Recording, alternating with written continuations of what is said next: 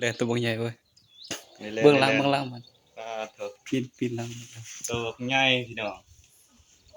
ตลาดเด้อนักล่าทั้งเป็นมื้อน่ะมือเซฟมือครัวดับอาชีพเด้อนี่เสียดายอย่างเดียวนะพวกภาษาว่ามักคนรักกินหวานเฮ็ดแบบกวกๆโอ้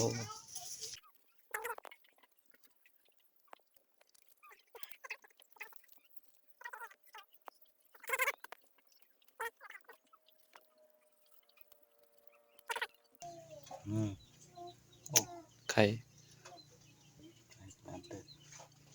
จะครัวสำเร็จประมาณนี้มีไข่มีแข้งมีขาครบเครื่องโอหาไปติด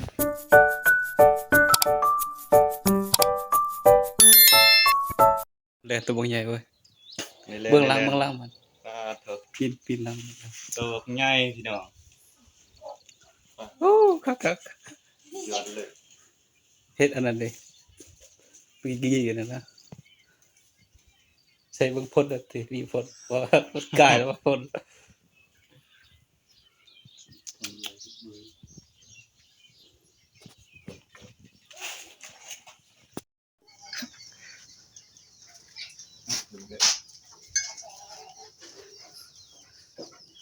มันใส่ลูกจ่อมเลยว่าเธอใส่ ผูกไว้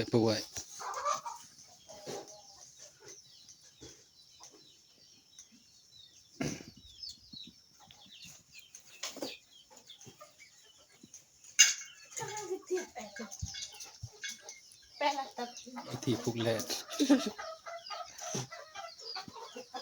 ขออีกที อย่าได้กินได้มาเถื่อน ได้คนนั้นบนรถโอเคแล้วโอเค มาที่ใจ พกใหม่ก็ได้พกใหม่แล้วสิได้ทัดมันจะคักทายหูผูกเท่านี้ก็ได้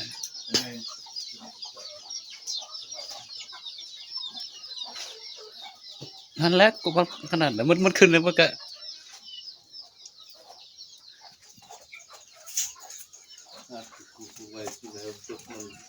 ใหญ่ขนาด อ้าวตัวบักใหญ่หลังจากที่ได้จากป่าเนาะโอ้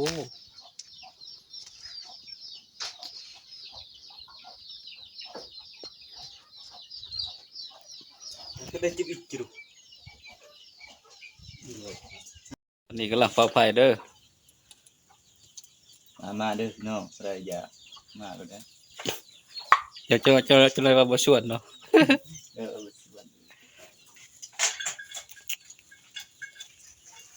ไหนแล้วซ้ำ100 วิวตอนไหนเอาบ่วงบอกพูดผ้ามีผ้าหน่อยอยู่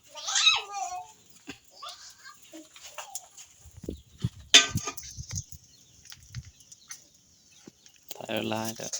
ไข่จ่าได้ทุกคน ภาคอีสาน จันก็อันนั้นเนี่ยเป็นสมวน ถ้าผู้ใดบ่กินก็ขออนุญาตนำเด้อทางเฮานี่โอ้ยบ่เหลือขูดตอนนี้กำลังหลอกนั่งแม่นหลอกได้ขูดนั่นนั่งออกแม่นนั่งจังก็ละลายบ่เนาะแบบกับแก่เว้ยคือตัวกับแก่นี่โตช่างนี่คืนมาบ่ ตัวแลนมันคือบ่แลนต้องไปเจ็บมั้ยสิเจ็บก็ โดนกินขึ้นนึง โอ้ยหอย3 ปีเลยเด้ 3 ปี2 ปีประมาณนั้นได้กินว่าวันนี้มื้อซื่นได้กินยอดมื้อนี้ได้กินโตแหละ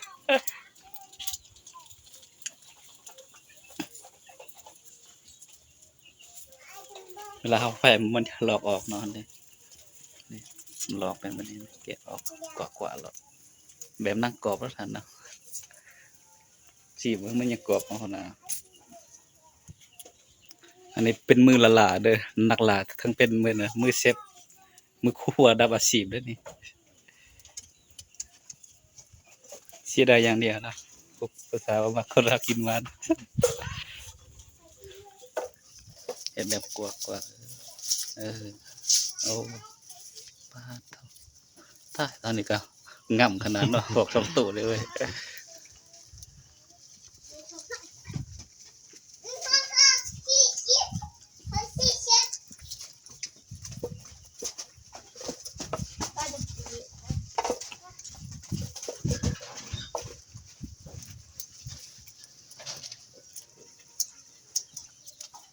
มีแห้งแล้วบันนี้กินแล้วในมื้อแรงพ่นโต๊ะโหลดนะ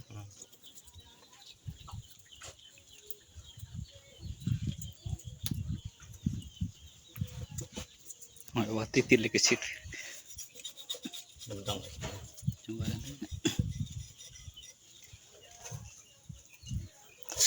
ซองนี่ให้มันแห้งอันนั้นกระดาษได้ให้มันจบมันงาม หลังเนาะ ละเอียด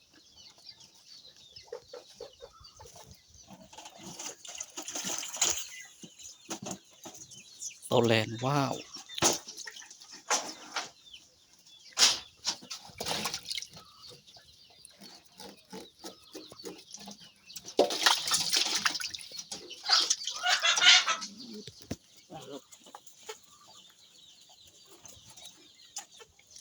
อ๋อ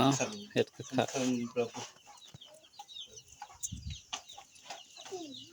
เดือมแล้ววันนี้บักเดือมอันนี้เคยใหม่เป็นเคยไว้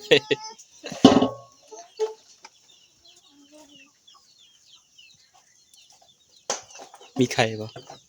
ให้ อะไรไข่ลี โลกแรงมาก ไข่เต็มท่อ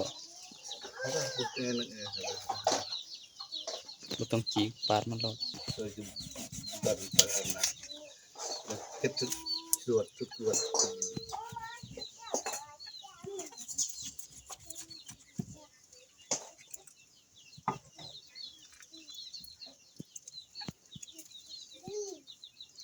ไข่โอ้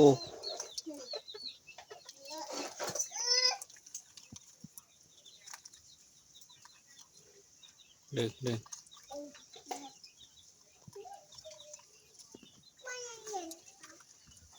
สะดวกเลยปุ๊บเจ็บเปียกเป็นปลาย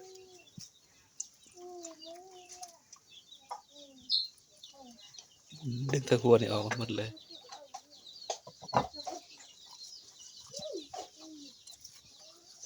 จะได้วิว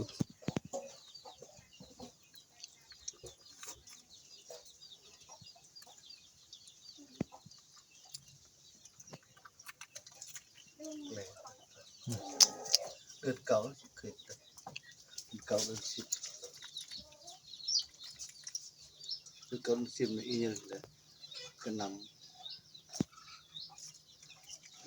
ไข่แลนด์เด้อดึงเลย Chứ lối tựa em là lối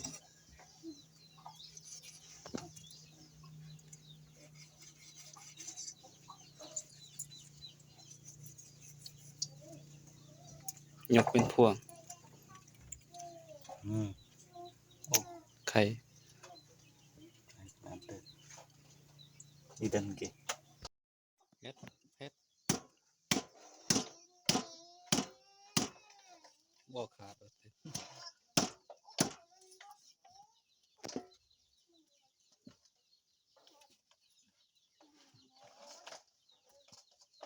ปาดคอ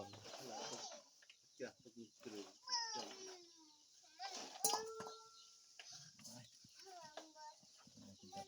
เก่งๆขาดเถอะเป็นแขกเป็นขาหรอ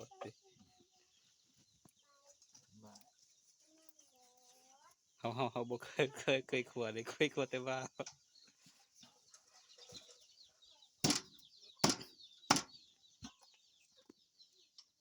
เนี่ยในคอมเซ็ปต์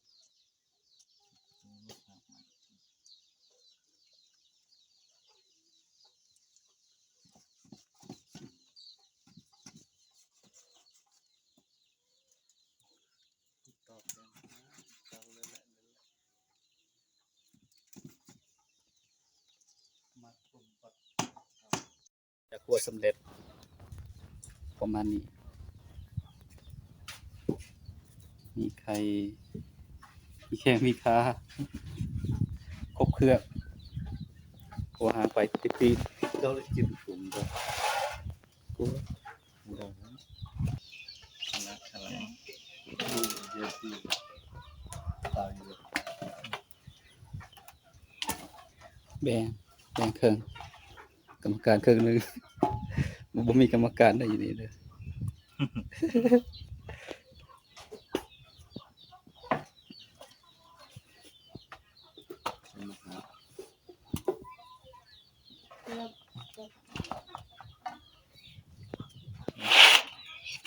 ตัดดาวตัดยันเบื่อเอาเยี่ยมโทรศัพท์เฉยวันนี้อ่ะคือก็ยาวอ่ะ เต้นมาค่ะ สำเร็จเนาะ